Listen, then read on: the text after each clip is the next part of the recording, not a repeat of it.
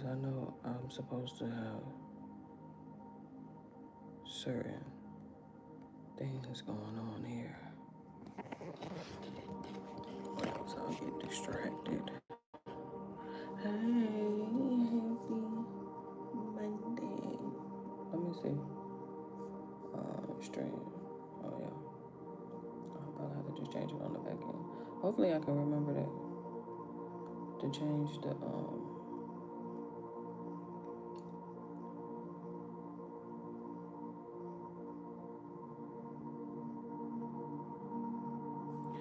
source border. Oh, source border.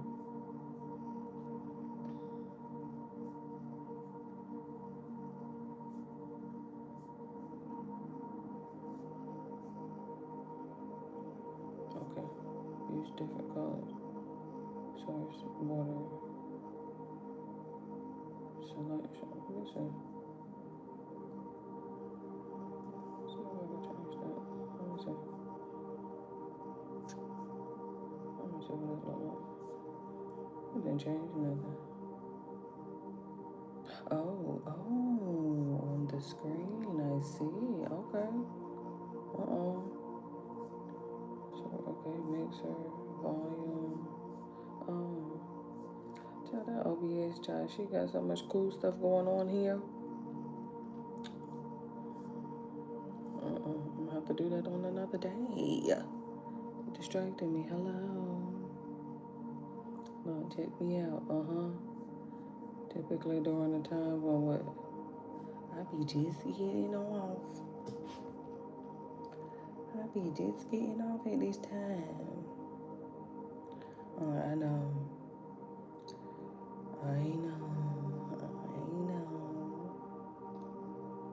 But I was up, and so I figured I might as well tap in. It's okay, I understand. Look, it's okay, I understand. Trust me, I do. This is typically not my usual time.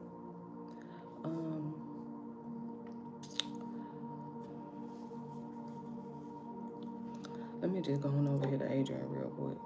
Let me just go on here and tap in. Stop playing. I'm late. And then technically I do have to tap in with Adrian because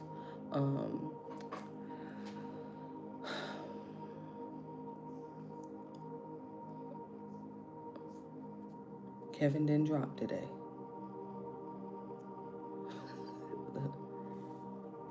And he already told us about Thursday.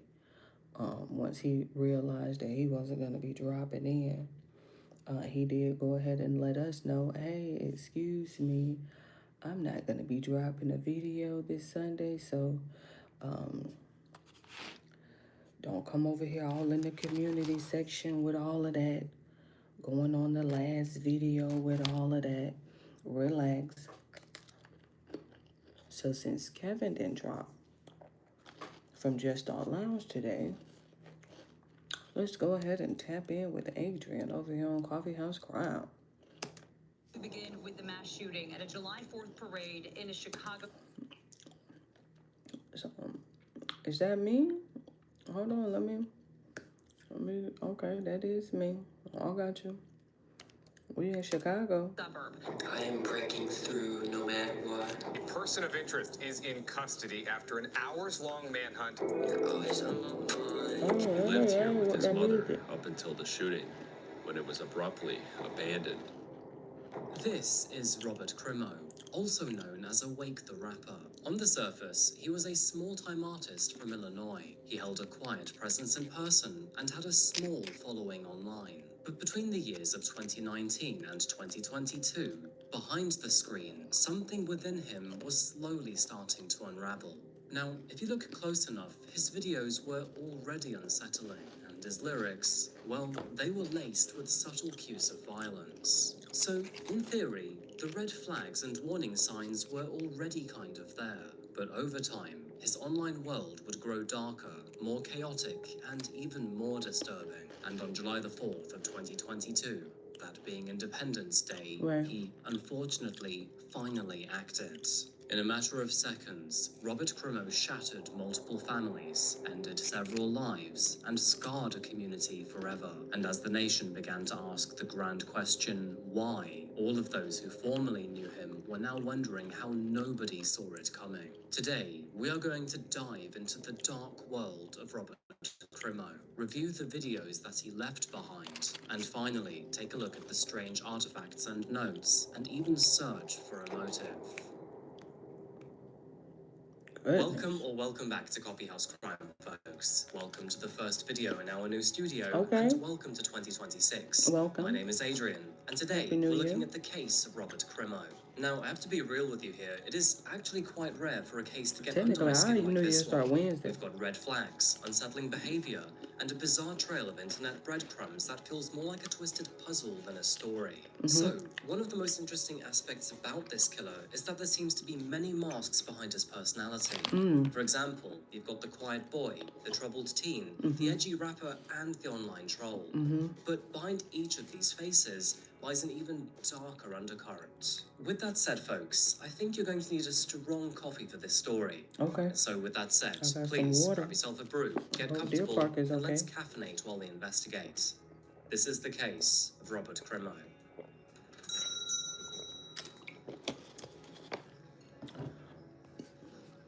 I did bring me a snack, honey. I know how Adrian get. Welcome to Highland Park, folks. Just a short ride north of Chicago and found right beside the waters of Lake Michigan. It's a charming town that is found in a beautiful part of America. Quiet, leafy streets meander between rows of heritage brick homes. And here, coffee shops do seem to be a dime a dozen. Perfect for all those cold mornings over winter. And when summertime hits, well, you're met with beautiful scenery. And I truly mean that, because when the sun is out, Illinois is absolutely breathtaking. As for Highland Park itself, it isn't merely just an important part of Chicago's North Shore, but is a place where the 4th of July is a special tradition that is stitched into the town's identity. Independence Day is a huge thing here. And you will see that every year, its Central Avenue will burst into life with red, white, and blue. You get to experience the full shebang here, with marching bands, cotton candy, and neighbors sharing good food across the streets. It's the kind of morning that feels comfortable, familiar, and safe. Now, unfortunately, with COVID happening over 2020 and then 2021, the grand event was sadly cancelled. But by the time that 2022 came Back in around, full effect. everybody was ready to restart this great tradition, the Boo. And the weather seemed to agree here too, because at one point, the sky was clear without a single cloud in sight. Oh, goodness. But here's the thing, then this happened.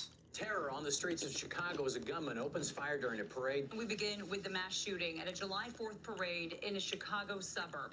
Tragically, all of this happened while Highland Park's parade was in full swing. Not only was a band from the local synagogue playing across the road, but kids were chasing after candy, and parents were in the middle of dinner on lawn chairs. And that is when the sound of several distinct gunshots rang out. In fact, you can even see in some recordings that, while some people did realize that something was happening and were now running away, there were other people who were still blissfully ignorant of the danger behind them. But as the gunshots continued, and then people started to fall to the ground, that is when the music fully stopped and screams started to erupt. In a mere matter of moments, panic unfolded across Central Avenue. Families scattered, parents shielded their children, and furniture was overturned while the sound of bullets echoed throughout the streets. And what initially began as a day of happiness and celebration soon turned into one of absolute terror. Yet somehow, just as soon as all of this panic had erupted, it suddenly disappeared. And as for the killer,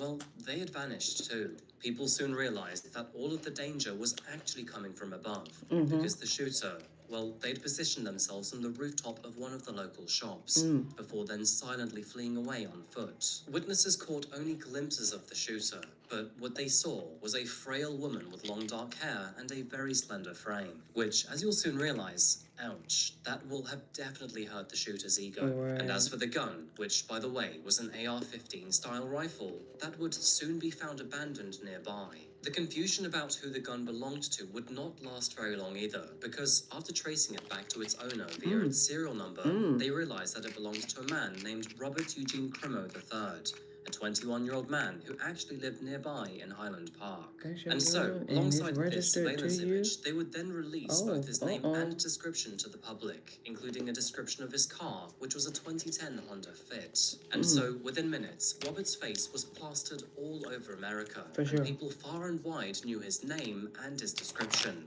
Basically, the authorities described him as slender, had long dark matted hair, and had tattoos all over his neck and face. Now, if you imagine Shaggy if he lost Scooby-Doo, fell into a tattoo studio, and then committed to several years of hard drugs, he would probably look like this. Now, at this stage in the investigation, they actually described Robert as, quote, a person of interest. But to be honest with you, I think the moment they saw this surveillance image, they knew that he was probably the shooter.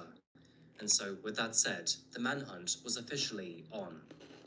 As the hours ticked by, there was still no sign of Robert, and people began to wonder if maybe he had already fled the state. And unfortunately, there were even more disturbing questions like, was he maybe planning to strike again? Now, what the public did not actually know yet was that Robert had, in fact, actually left Illinois. Not only that, but he was now heading north towards Wisconsin with a second rifle and over 60 rounds of ammunition.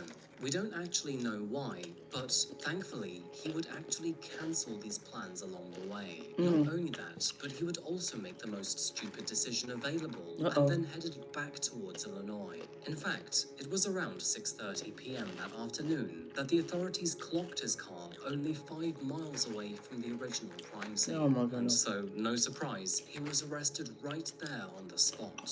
It did seem that, for a brief moment, Robert even tried to flee from the officers. But without anywhere to go, and realizing that he had absolutely no way of escaping them, he surrendered without a fight only a few seconds later. Both dashcam and phone footage later showed him stepping out of his car slowly, dressed all in black. He then lay flat on the pavement with his arms outstretched before then being arrested. And just like that, the manhunt was thankfully over. But, of course, in many ways, this You was better go only back. just the beginning. Right. Because as the name Robert Crimo spread, people slowly began to find out who he was online. Right. And the more that they uncovered, the clearer it became that this was not just some quiet loner, but a man who already had quite a large presence online. And so, on that note, who precisely was Robert Crimo? And what could have possibly driven him to do something so horribly inhumane? Of course, you The thing lying. is, when he was questioned by detectives, Robert confessed almost immediately. He didn't try to run from who he was or what he had done, and simply accepted it as if it was just another day in Highland Park. And when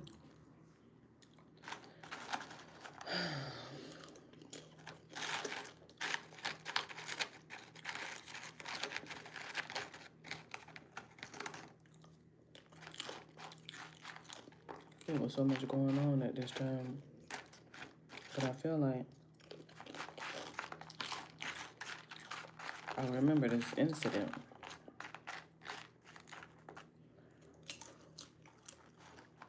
Now we gotta go figure out who Robert is. We gotta jump down this rabbit hole to discover who he is.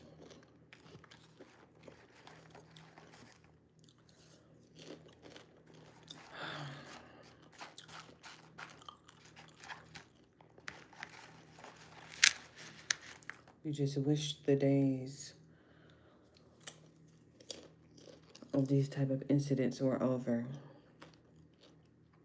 You just wish that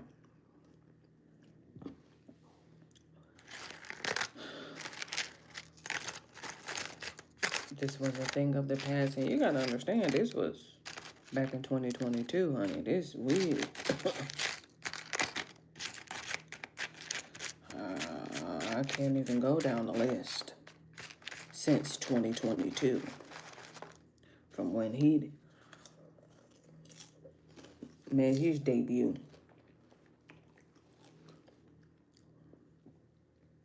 It is just becoming so like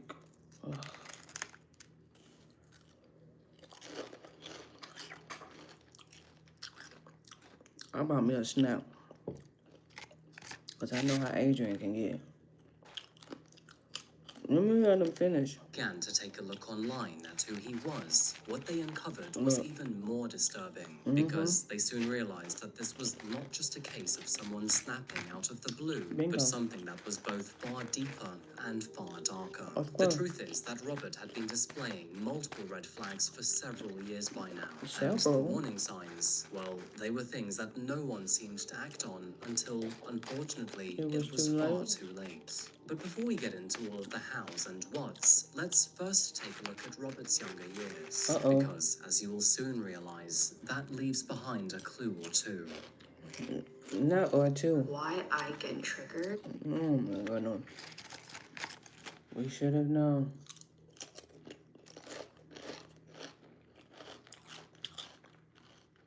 Ooh, we should have known. But it also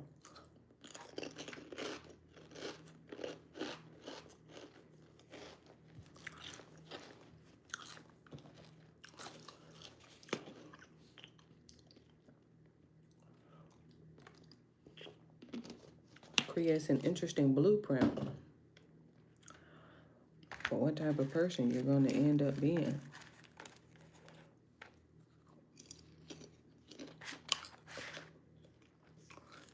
That childhood. Ooh.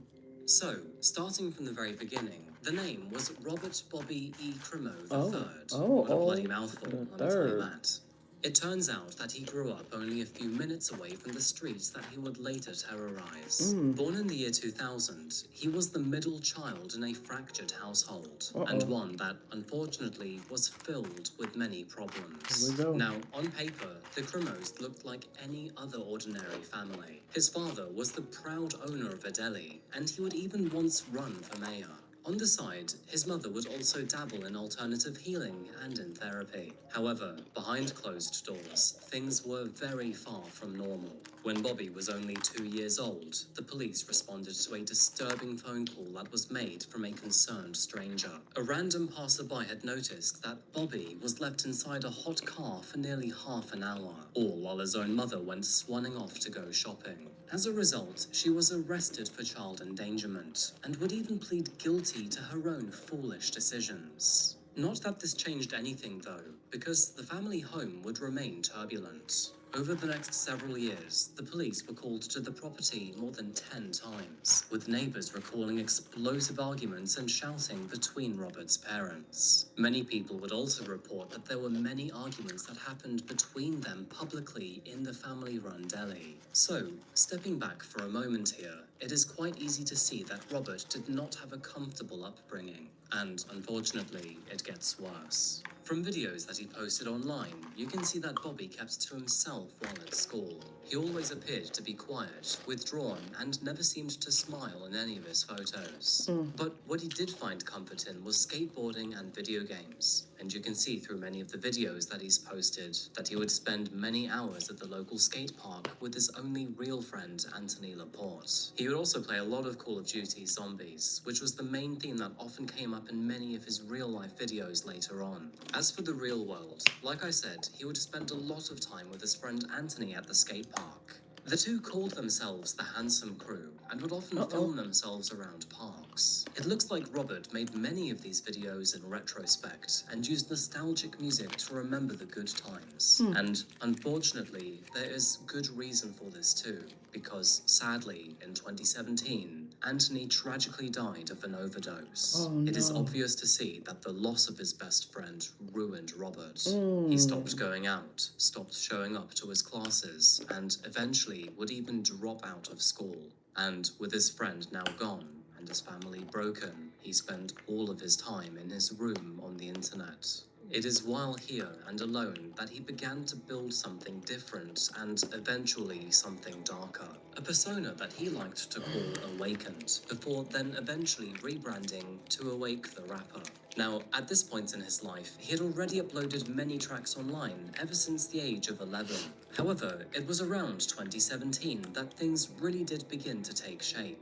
By 18, he had now become Awake the Rapper, an aspiring hip-hop artist with face tattoos, a nihilistic persona, and a growing obsession with violence. Under the new name, Robert or Awake flooded the internet with songs, videos, blog posts, his own website, and even merchandise. He scattered his new content all across multiple platforms, most of which was filled with disturbing images of mass shootings, death, and self-destruction. And over time, this rhetoric grew darker.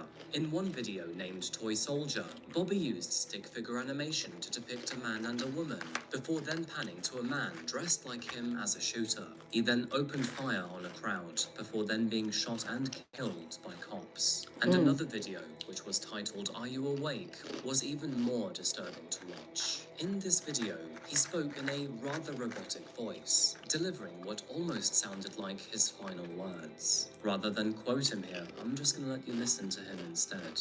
Like a sleep. I am breaking through no matter what. Like a sleepwalker. Unable to stop and think. My actions will be valiant. And my thought is unnecessary. I know what I have to do. I know what's in it. Not only for me, but for everyone else.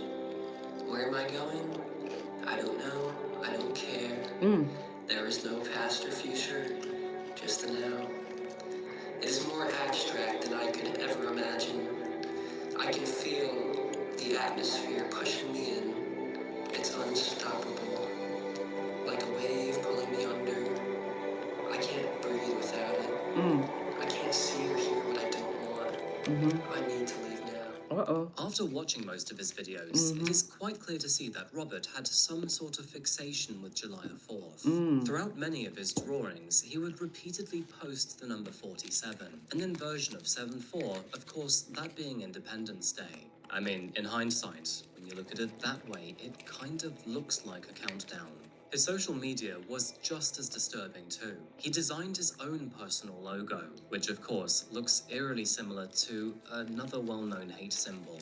And not only would he share violent memes online, but he would also name his Discord server SS, that being a direct nod to Hitler's paramilitary unit. However, politically speaking, Robert was actually quite contradictory in his methodology, and although he attended at least 2 pro-Trump rallies in 2020 and even dressed as Where's Waldo at one, he would also post about multiple government conspiracies online and was quite nihilistic about everything. So, he didn't really seem to follow any clear ideology, but did seem to chase clout and notoriety. Basically, Robert was cooked on the inside with dark and edgy internet subculture, and from the year 2019 onward, the warning signs would only grow louder. Somehow, no one thought to stop him. And I'm quite surprised by that, because in hindsight, some of his videos were extremely worrying. Like this one, for example. Have you been held a prisoner of your own device? Freedom. Freedom. Freedom. Alright, this one. That face is so sunk in, Lord. Oh my goodness. I'm talking about. It is sunk all the way in. Freedom. I'm like, Free. goodness gracious. Freedom.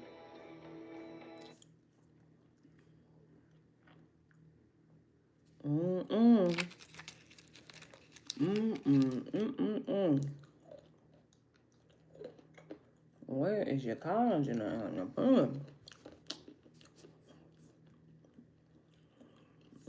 Hold on. Don't hit the wrong button, Lord. I'm gonna let him finish.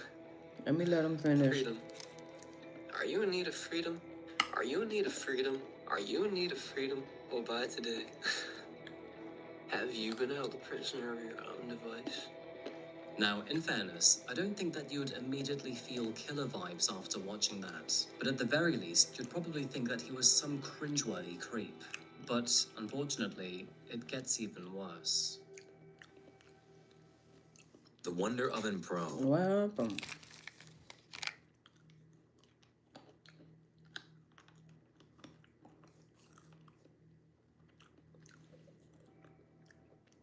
It was in April of 2019 Hold it that down. Robert apparently tried to end his life with a machete. And although we don't know how close he came, officers reportedly found him withdrawn yet cooperative. Which, to me, if you read between the lines, sounds like he hadn't actually hurt himself yet. He was merely just flaunting it. Now, apparently, at the time, Robert told officers that he was already receiving mental health treatment, and so no further action was taken. However, what we now know in hindsight is that Robert was actually receiving no support whatsoever. This was all just a lie. And then, only 4 months later, police received yet another phone call from a very concerned family member.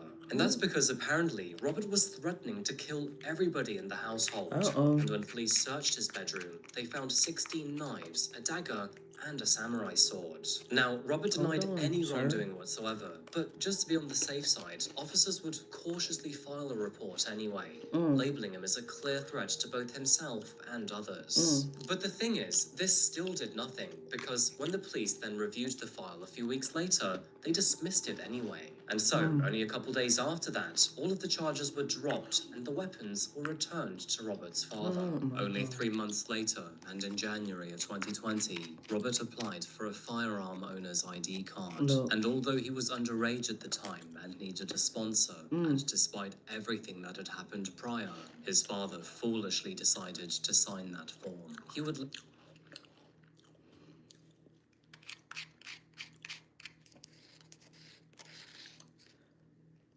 It's the underage for me.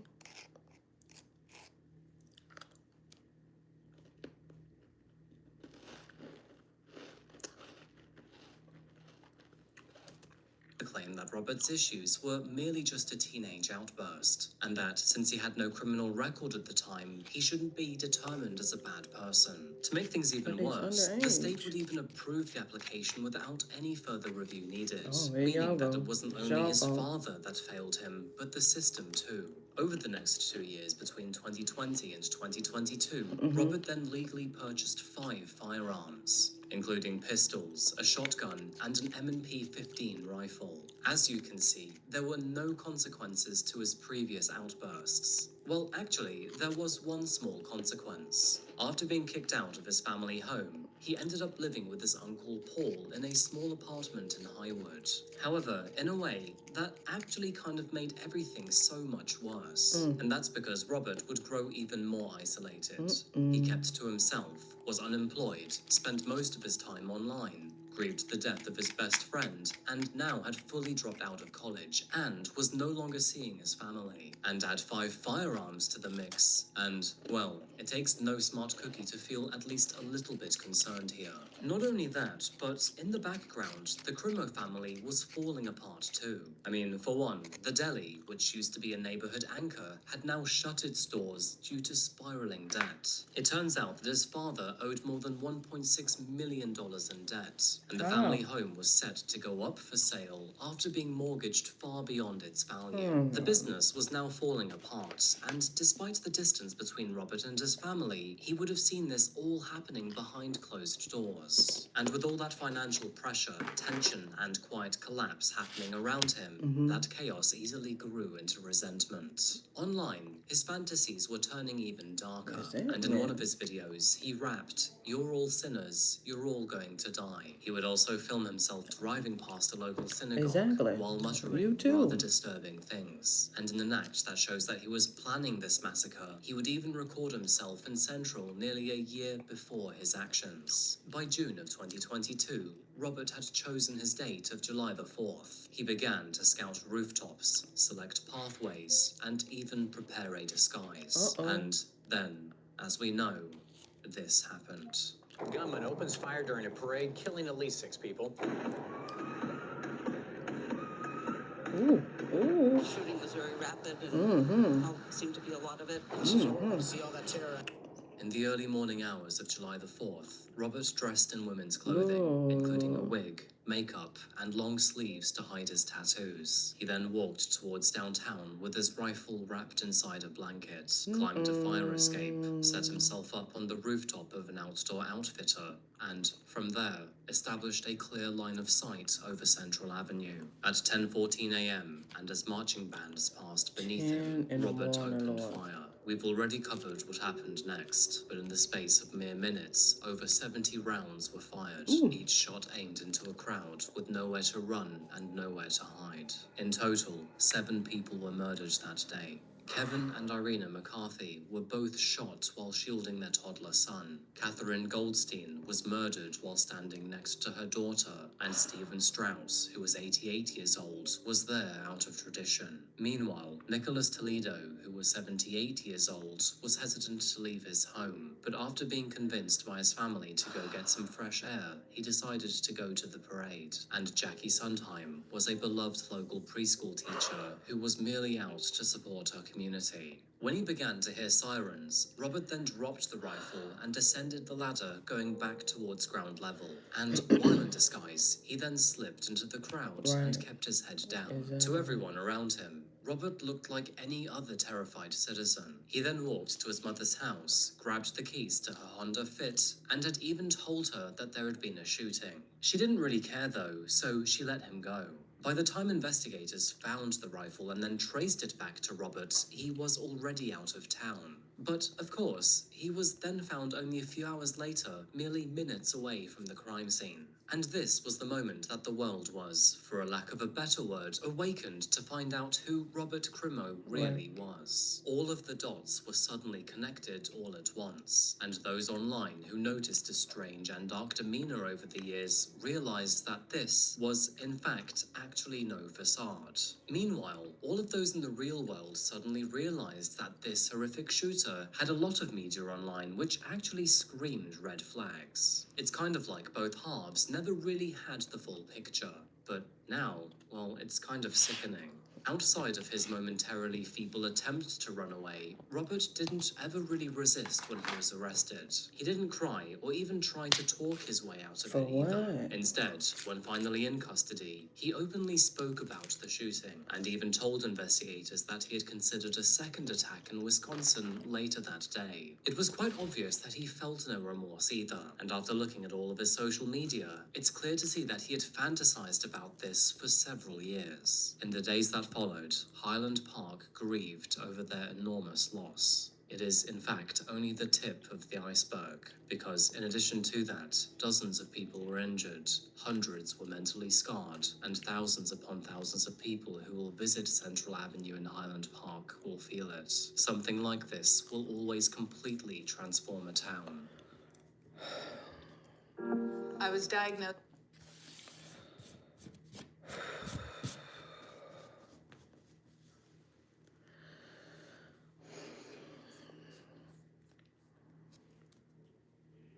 Moving into the legal proceedings of this case, the prosecution did not go slow with Robert. He was initially charged with 6 counts of first-degree murder, which was then upgraded to 7 when one of his other victims died in hospital. However, that would only be the beginning. Only a few days later, a grand jury would return with a 117-count indictment, which included 21 counts of murder, 48 counts of attempted murder, and 48 counts of aggravated battery, which actually is quite impressive. I'm still amazed that sticks like Illinois lining it up. so many charges. Of course, these charges reflected the true gravity of Robert's actions, because this wasn't only about 7 people who were murdered, but dozens of others injured, thousands mentally scarred, and an entire community ripped apart. Robert appeared in court on July the 6th. He showed no emotion when his bond was denied, which isn't surprising, because, being real, nobody even half expected he'd be given such a thing. He also showed no reaction to the victims' families in the courtroom, and no recognition of the lives that he'd ruined in the process. As the case dragged through 2023 and then into 2024, Robert's defense... Hold on, because we all out of frame, Lord. Put him back in there. Put him in there so we can see. Put him in there so we can see, child. The defense it can't even, Lord, when the defense see that. I put my head down for 2 seconds and that's what you doing. He's young. You can't really blame him, Lord. He's young. He don't know no better. I'm like, well, you got the rest of your life to think about it. You got the rest of your life to think about it, Tried to buddy. push for an insanity plea. Meanwhile, Insanity. Look at this hair. What insanity? How? Sir. the public's anger would turn towards the many red flags that were missed along the way. No, As sir. a result, the state Ooh. launched a review. Slim. He's slim, ain't he? Spelled red flag laws, and many civil suits would follow, targeting not only Robert, but the store that had sold him the gun and his very own father who signed his license. In fact, in a rather unusual but welcomed move, Bobby's father, Robert Crimo Jr., was also charged with reckless conduct for helping his son obtain a firearm license. He ultimately took a plea deal over a misdemeanor charge, which landed him 60 days in jail. And despite that tiny sentence, he would only serve half of it before then being released. I can see why many people saw this as a slap on the wrist, and personally, I have to agree. But hey, at least it was something against his father. And then, in a strange twist that nobody saw coming, Robert himself even offered to plead guilty. Now, to begin with, he would actually back out of this initial offer, which would reopen old wounds for survivors who now had to prepare to relive their trauma in court. But several months later, he would then change his mind yet again. And on March the 3rd, 2025, Robert Crimo III formally pled guilty to 21 counts of murder and 48 counts of attempted murder. At the time of his plea, he was 24 years old. And of course, he was going to receive the harshest sentence possible in Illinois. It was on April the 24th of 2025 that he was officially sentenced. The judge, Victoria Rossetti, would hand down the only sentence that made sense. For all of his actions, he received 7 consecutive lifetimes without the possibility of parole. And if that wasn't enough already, he was given 50 more years for each attempted murder. Now, the angering thing about all of this is that Robert didn't even attend any of his sentencing. That means that he didn't see or face any of the people whose lives that he'd shattered, and he wouldn't even have to listen to any of the impact statements. Instead, his chair remained empty while people just merely spoke to that space instead. For 2 days, survivors and grieving families would deliver those impact statements. Words were spoken into a space where Robert should have been, and I think for a spineless man like him, he should have been forced against his will to listen to all of these statements. To be honest with you, I can't believe that he was actually allowed to opt out of it. I think that sounds ridiculous. You're gonna feel Bring his ass down, sit down. I thought it was gonna give him. I was for certain it was gonna give him a chair or something. We've walked through most of Robert's story, but of course there is still one big question that still remains here. And that is, why did he do it? Robert was a quiet, awkward and shy kid from an go ask him. He peaceful probably still town. won't tell you. And although He probably don't know you his even know childhood wasn't himself. the best in some areas, it wasn't too bad either. So, what transformed him into a horrible killer? The truth is, we don't actually know, because although there is a lot of media that he shared online, he never really gave a direct motive or a manifesto. I mean, he did create this rather strange cryptic letter, which we'll get to in just a moment, and there is that strange Are You Awake video too, with all of those strange lyrics. But as for a direct manifesto, no, not really. Even after the fact and in police interviews, he never offered any clear explanation either. He don't have one, All we really have are these strange videos, violent lyrics, and digital breadcrumbs that, do suggest and hint towards something, but never provide any clear, concrete answer. And so, in the absence of a confession, we are left without any hard facts. All we can really do is retrace the outlines of his life and speculate. Mental health struggles almost certainly played a role here, and Robert's downward spiral followed an all-too-common pattern of social withdrawal, suicidal ideation, and violent fantasies. It all seemed to begin with the death of his closest friend. Sir. We're speculating at this point, so I do have to just let Adrian go, because he's gonna jump down all the rabbit holes that he needs to figure out, okay, well, maybe, you know, it was the friend who OD'd.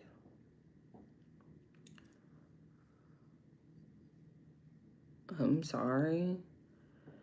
Was that the reason for you to dress up as a little girl, a teenage girl, a woman, or whatever that was, makeup. Where you get this makeup from?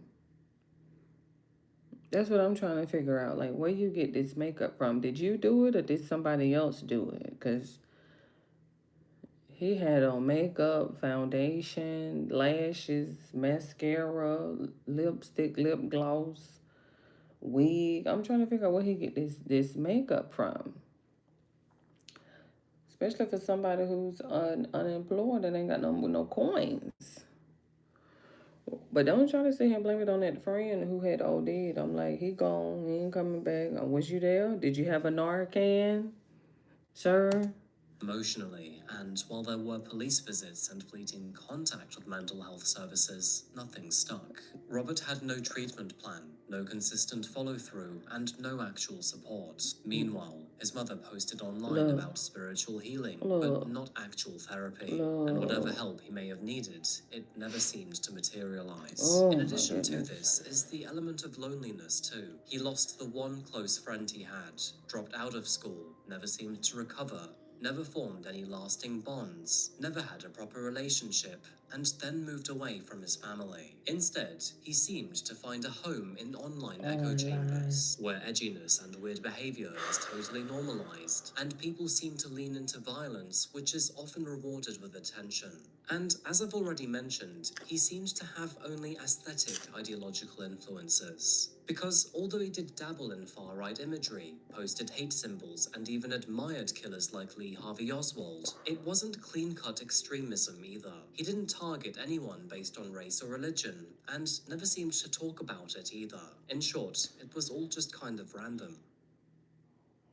I think the main thing that sticks with me here is that, more than anything, he seemed to be obsessed with the idea of becoming someone rather than fighting for any sort of cause. He animated his own school shooter fantasies, rapped about his own death, and even edited himself into a sniper's perspective over Central Avenue. Add a whole bunch of emo montages to the mix, and, well, I've got one word for you: narcissism. Premeditation. So, what really was Robert's motive? Although we can never really tell, what I would put it down to is poor mental health, and Robert desperately trying to make a name for himself, no matter the cost.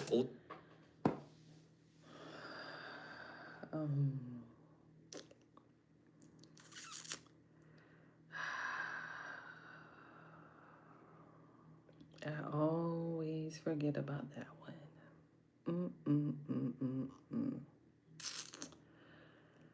I always somehow, some way seem to forget about that cause, that reason, that purpose. I just, for some reason, I don't know how, I just keep forgetting about that one. And it is just so disappointing to think about it, because you would hate to get to a point to whereas you even have to accept it as a reason, because it's so unfathomable to think that a person would dress up as a girl, just disguise, not for alternative purposes, but just for a disguise, right? So I need my disguise because I know that I'm gonna have to and blend in. But you left, so you did want to get caught, because this firearm is registered to you, so it's gonna trace back to you. So obviously, you know, like, you wanted to get caught, but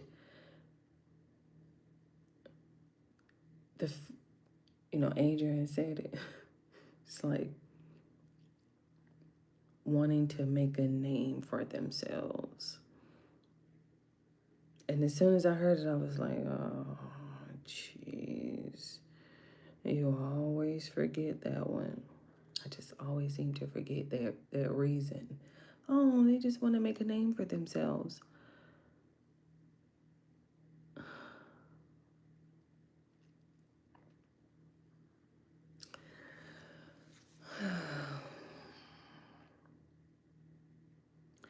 I wonder why it had to go that route. I wonder why he had to go that route. He seemed to be pretty artistic. He created his own logo. More than likely, he probably shot and edited his own videos. You know, he has like this sort of artistic, free artistic, expressive nature about himself. I'm just still not understanding the whole 4th of July aspect. I feel like there's probably a little bit more to the whole 4th of July aspect, or that day, because the purpose of choosing that day, just something about 4th of July. I'm not necessarily sure what it is, but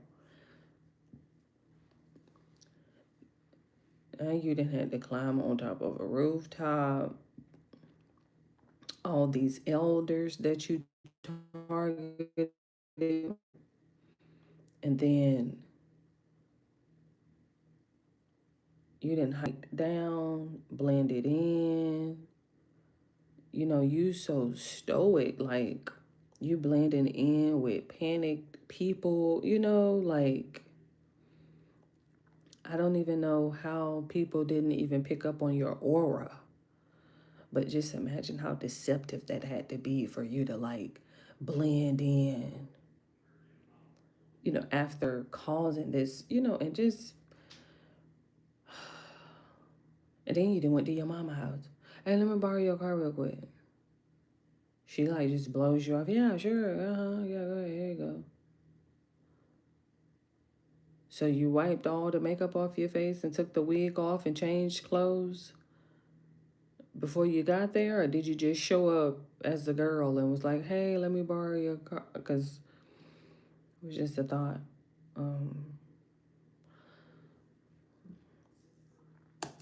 Really do know is that he documented himself for multiple years before the attack, and that none of this actually seemed to be spontaneous. And so, on that note, could all of this have possibly been stopped? Well, unfortunately, the answer is I'm yes. talking about all them lawn chairs left behind, Lord. We got strollers, scooters, helmets, hats, flip-flops, bicycles. I mean, I'm talking about we people left some stuff behind. Believe that. People left some stuff behind. Mm-mm.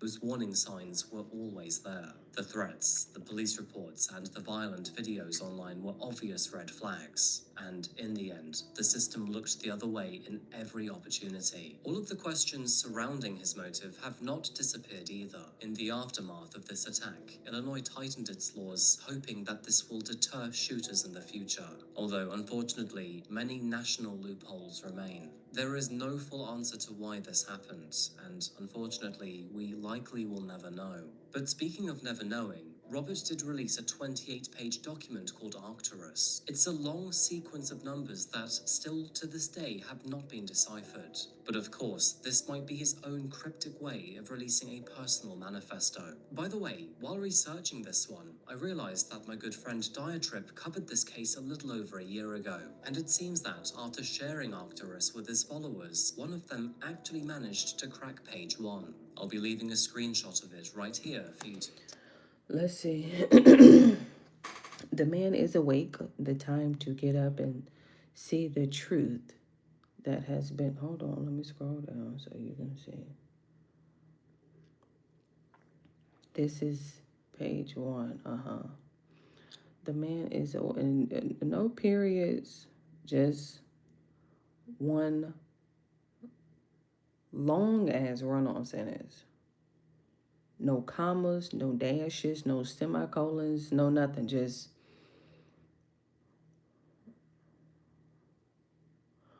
I don't do them run-on sentences. Oh, and just another shout out to Diatrib here. If you'd like another in-depth perspective of this case, then please do check him out. The guy works so hard on his videos and deserves the recognition. Just one more random side note, by the way, but Robert Crimo's old family home is actually abandoned now too. Another YouTuber who goes by the name of Stringer Media decided to look in the family home and speak to a few locals. Here are a few clips of the house in its current state, and if you'd like to see more of this, I advise you check out his own channel too.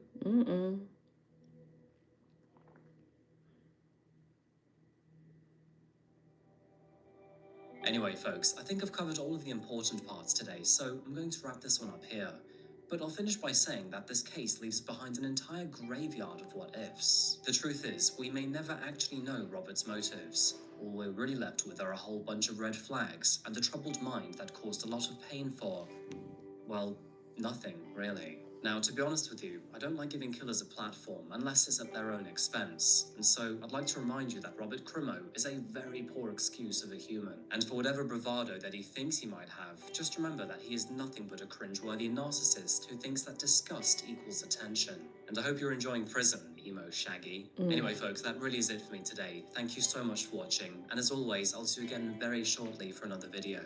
If you found this case interesting, then please do remember to subscribe. It really does help the channel out.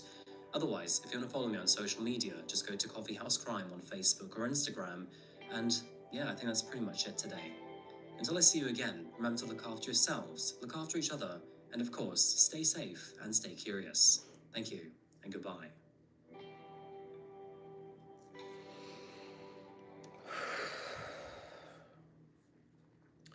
That was a pretty tough one, I will say. You know, losing all them elders at that parade. Especially my buddy who didn't even want to come. Everybody encouraging him, go out, go. No, get out the house.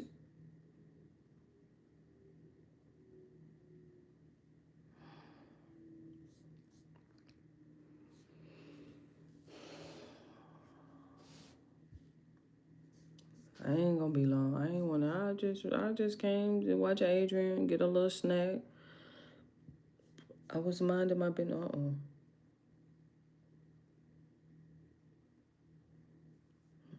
Hold on. Because you know he been off for a few days. No, he dropped the video yesterday. Last night.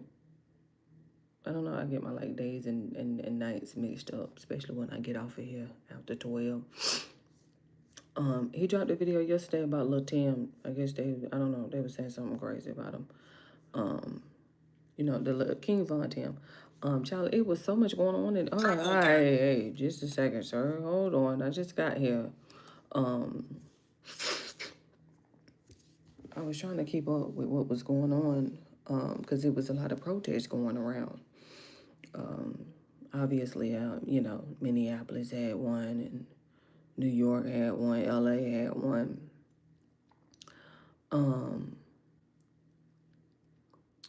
I went over there to Midas Touch earlier today. Trying to figure out what had happened when I had logged in. But anyway, child, Chrissy and Desmond. Because you listen, when we're on YouTube, we talk YouTube, okay? Chrissy and Desmond had, I think they're getting a divorce. Okay, Christy, whatever, man. Like, you know who I'm talking about. But I think that they're getting a divorce. Let me go to I can go to the shade room. Cause that's I mean, I had saw like a video earlier.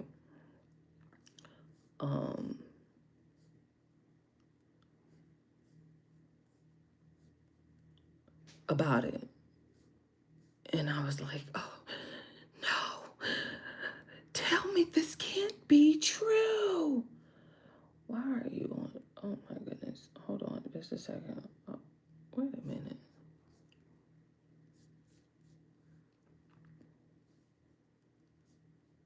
Hold on, give me a second. Let me change. Give me a second. I had to change him. I was trying to figure out why is he over here on take 2. Sir, you're done.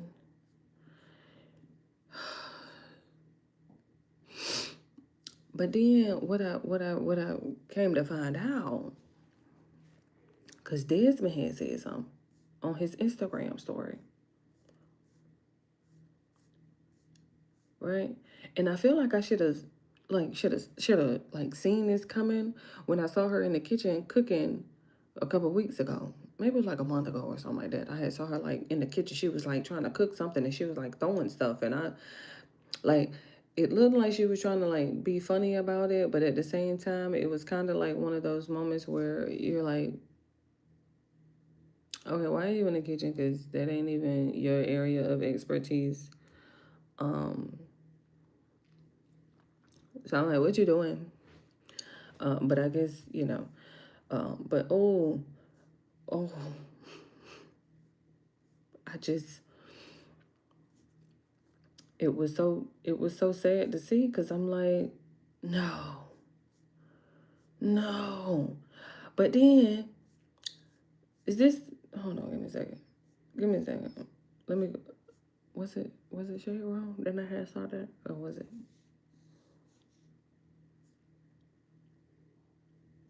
Let me go back. Hold on, give me a second. Because that was disrespectful. Talking about Glorilla look like little mama. She don't. Okay, here it. I had clicked on the wrong one. Okay, now he had said something. He had went to his Instagram stories. Let me just go to it so I can read it, because I'll be trying to scroll and read it at the same time. Go back up. Was this it? On his Instagram story. I want to begin by apologizing to Christy, our family, and everyone who has been impacted by the public attention surrounding this situation.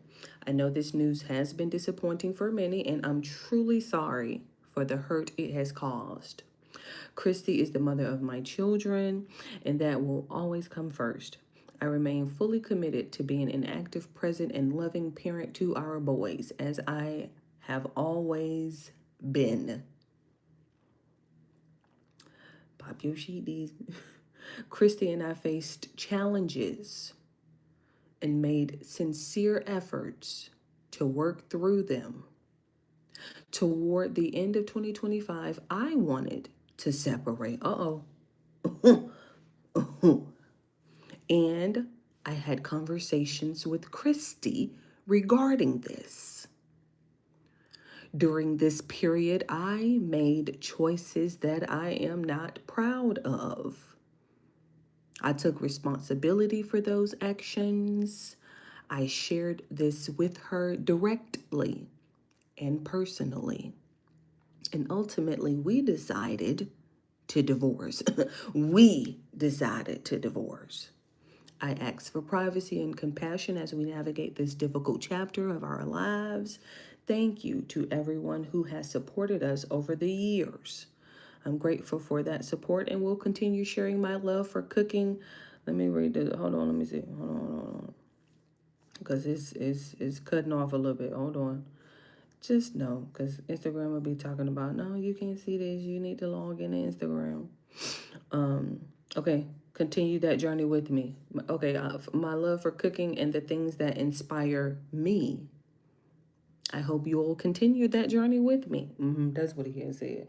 And first of all, shout out to Desmond for even making a statement during this specific period, because we do understand, for one, them YouTube couples, when they break up, because you have to change your YouTube handle. And so now her say Christy, whoever she is, Sarah, I believe, and he Desmond Scott. So, now people got to know you by your real name. Because I think they were the Scotts or something like that. But pay attention to what Desmond just said. Desmond made it clear, crystal clear, if I may. He made it crystal clear. He said, "Excuse me, but I wanted to separate, and I told her that to her face. And so during our separation, yes, indeed, sure did. Sure did. Excuse me." My thing is, isn't that, I feel like that should be like a Q&A. It should be like a question, like a poll, I should say, not a Q&A, but a poll. It should be like a poll. Hey, if you're separated, no, matter of fact, we should go and ask Cardi B. Go and ask Cardi B. Don't ask her now because, child, Selena just put all her business out there. Technically, she was putting Offset business out there, but subsequently, you know, her business is still his business is still her business for a short period of time. Child, tell him to hurry up and sign these divorce papers so he can do what he want to do, and it doesn't have anything to do with you anymore. But go and ask Cardi B. Well, okay, well, ask Offset then. Like, go ask, if y'all are separated, can you go and smash somebody? But don't ask Offset, just ask Offset and Krishan, because allegedly, that was, I don't even need to say allegedly, because remember, Jason Lee asked Krishan that, hey, excuse me, what was going on? And she was like, well, they were separated. So I'm like, I thought that was, and then technically they're still separated. So you can go ask Cardi, like, okay, so you can go and have coitus with other people while you're separated, because then you just have a baby while you're separated, right? I mean, the divorce is pending, but that's still not divorce. That's still considered separated. So I'm like, well, I mean, you divorced Desmond because he told you he wanted to separate, and then he went and got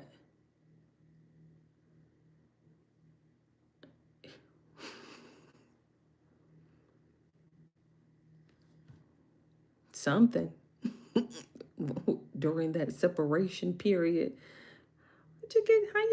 How he did say he wanted to separate, but I'm like, maybe he used that as an excuse. Maybe he said he wanted to separate just so he can go and do what he wanted to do, you know. And then you gonna come back, when he come back, then you gonna ask him, well, did you with somebody else? Well, he gonna lie? Nah, I did. Well, yeah, I did. You gonna get mad, and then you gonna separate. Y'all just bought this house. You know what I mean? Still ordering stuff, still interior designing it and stuff like that. And what are you doing with this robot dog? I don't understand. I'm confused. What are you doing with this robot dog, Christy? I'm just a little confused. Like, I'm just a little confused. Like, it threw me off. It threw me for a complete loop. You know, because we had to sit there and watch her unbox the dog. And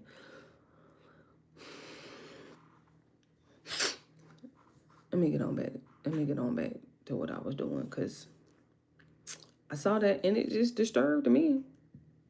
For sure. Let me get back and see. Anything that they can to distance themselves from the everybody. death of Celeste Rivas. Everybody. 14-year-old girl was unfortunately found deceased in the trunk of singer David's Tesla parked near the home in Hollywood that he was renting. And there's been a lot of talk, a lot of finger pointing about the teams and the people involved. And it seems like one of his managers from one of the little finesses that he had going on with these guys, they were involved in his career, they're all distancing themselves from him, saying, I didn't know nothing. Apparently, what is he holding? Some of these people that are distancing themselves from him are being called out for the cap, and they're doing anything they can to avoid accountability. So in this video, I'm going to tell you a little bit more about his alleged manager, Josh Marshall, aka Josh Mogul, whose label Mogul Vision was apparently listed as inactive in the state of Florida after the discovery of Celeste, with no annual report in 2025 ever being submitted, leading to the dissolution. But people in the comments are actually saying that he had basically moved his business to Puerto Rico. Ooh. Maybe it's for tax reasons, maybe because the heat's getting a little bit hot in the United States. Or, well, I mean, you know, heat's getting a bit hot in the mainland, all right? So it's looking a little bit hot, right? People are saying, but David's innocent, right? But David transferred property back to his parents, leaving him without any assets. Mogul Vision has been dissolved and restarted in Puerto Rico. And David hired the Hollywood attorney that repped Johnny Depp, Mel Gibson, Kanye, and Leonardo DiCaprio, and many more coincidences, okay? Who paying for their lawyer? That's what I'm trying to figure out. Who's paying for this top-notch lawyer? Because who is that? Nick? What is his name?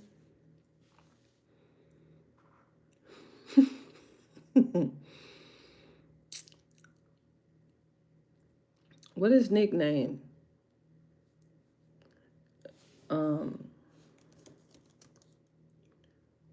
Reiner. That, you know, Nick and because I don't know what made him think that he was about to get his lawyer fees paid. No, sir. Completely cut off. Public defender. Bye-bye. Bye-bye. No, sir. It's not happening, buddy. It's definitely not happening. It was that doggone lawyer who thought that he was gonna have have his fees paid by the family. Sir. Excuse me. He just completely murdered his mom and his dad, and you think that we're gonna pay?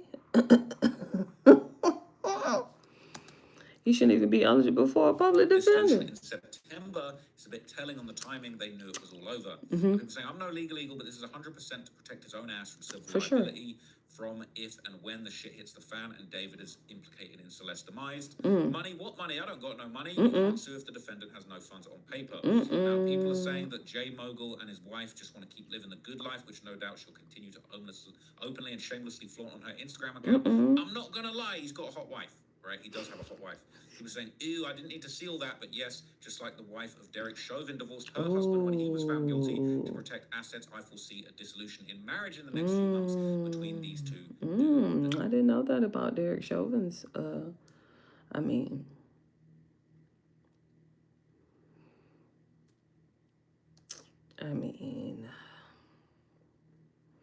I think, what's the name, wife, divorced him too. Who was that Florida and Jella had just said his name earlier. That's why he right down the tip of my tongue. Who was that with Trayvon Martin? What's the Zimmerman? Goodness gracious. I feel like his wife had divorced him too.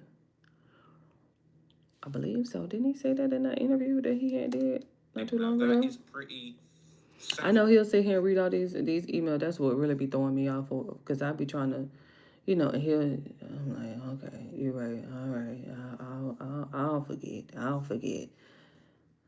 forget. Okay, so we get the gist of it. His manager is trying to distance himself. Got it. He'll throw me off doing that, and it'll throw me off.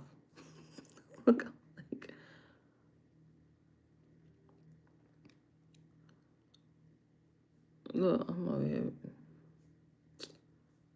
fooling with Tasha K. I don't even know how the hell she ended up on my feed. I don't know how she ended up over here on my feed.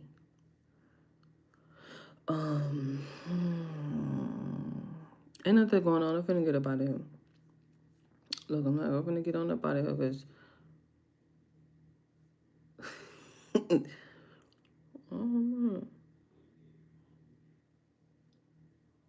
what was that? I don't think I seen this one.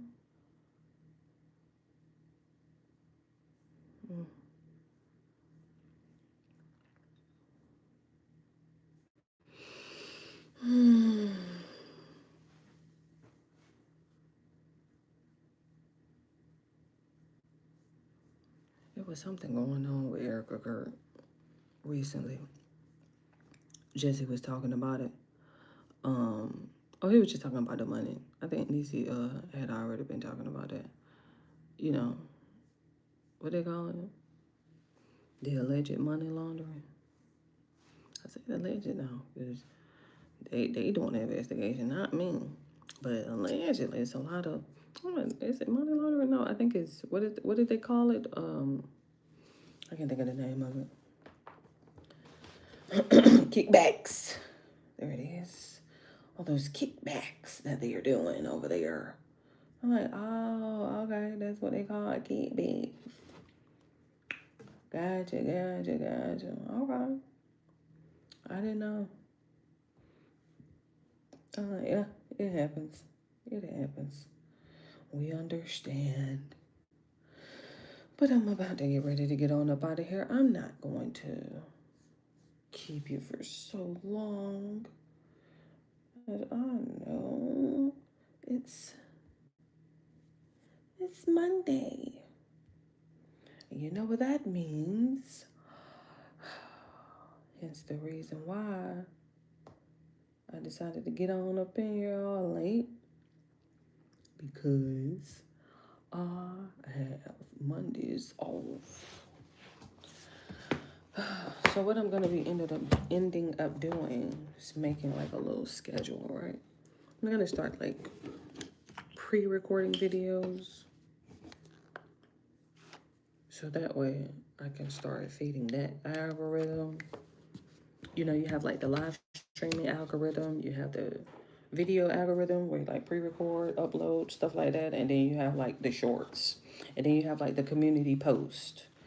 And so there's a lot of like algorithms involved here when it comes to YouTube, having a YouTube channel and stuff like that. And so it's very like tedious work. And so I do have some YouTube shorts on this channel here where I am going to, where I end up like releasing from like last year. There'll just be like shorts, like highlights and stuff like that. Like when you go live, there's an automatic highlight that is generated. They say it's an AI highlight. And so it'll highlight like 50 seconds of the live stream, right? And then throughout the live stream, they have this on-screen button here where I can also highlight the last 49 seconds or something like that. So I have like all those, but they are set to private. They're set to private. I'll let the computer finish charging. And so if I don't release them, then they'll, you know, still be on the feed, but they won't be released. They'll just be private. So I'm trying to go through those and release those individually to kind of feed the short algorithm. And then, like I said, I want to start pre-recording, having like some story times and things like that to like pre-record. I think the first series I'll do is my homeless venture. I call it a venture because it was really a venture for sure. But I'll start like recording that series. I just have to, you know, maybe get like a table of contents, kind of map it out to try to see like how I want to organize it and stuff like that. So I want to start doing that. I'll still go live, of course, because OBS is here. But I know that I can record the videos and I can like section them off. So like how I just watched Coffee House Crime, that could have just been I could have recorded that and then just had it as a separate video. But if I'm just being completely honest, I am horrible at editing videos. Sorry, I thought that was, look, I'm like, I thought that was the extension cord. I don't know what it is, but you want to know what I realized? When I used to watch Roberto Blake, he's a YouTuber. You want to know what his advice is? You have to make a schedule, and you have to prioritize, okay, this day this is my recording day. And then this day is my editing day. And then this day is my upload day. That's 3 days right there already. 3. Record day, edit day, upload day. That's 3 days right there already. Right? Which is totally fine. So I'm thinking that could be like Tuesday, Wednesday, Thursday. And then I can live stream on Friday and Saturday, right? Maybe even Sunday. But at least try to give myself like Sunday off. And then I can use Monday off, but I'll use it to like pre-plan. So I'm trying to mentally like get myself like in that headspace, because Madison and Madeline, they want to, start like family blogging and stuff like that. They want to start like having like that family YouTube channel and stuff. So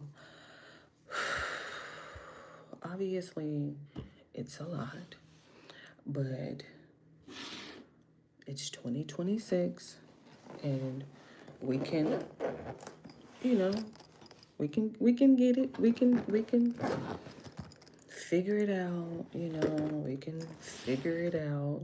Obviously we were able to figure out the whole live streaming thing, so. But of course, that's going to be on a different channel. Diary of QLM, that's my channel. Mrs. Dr. Mind Games, this is, like entertainment, sort of, like reaction channel. Let's put it that way. This is my reaction channel. It has obviously changed over time, especially if you scroll back to like maybe last year sometime. But when it comes to, having like the vlog style, family vlog styles, things of that such, that's going to be on a different channel as well. So as long as I have like recording day, editing day, upload day, sort of like prioritized, then I feel like everything else will just kind of like go into play. Fall into place, I should say. But in the meantime, I'm listen, you gotta have like a little outro, okay? And I got you like an hour, so that wasn't that bad. But in the meantime, in between time, okay, love you, bye.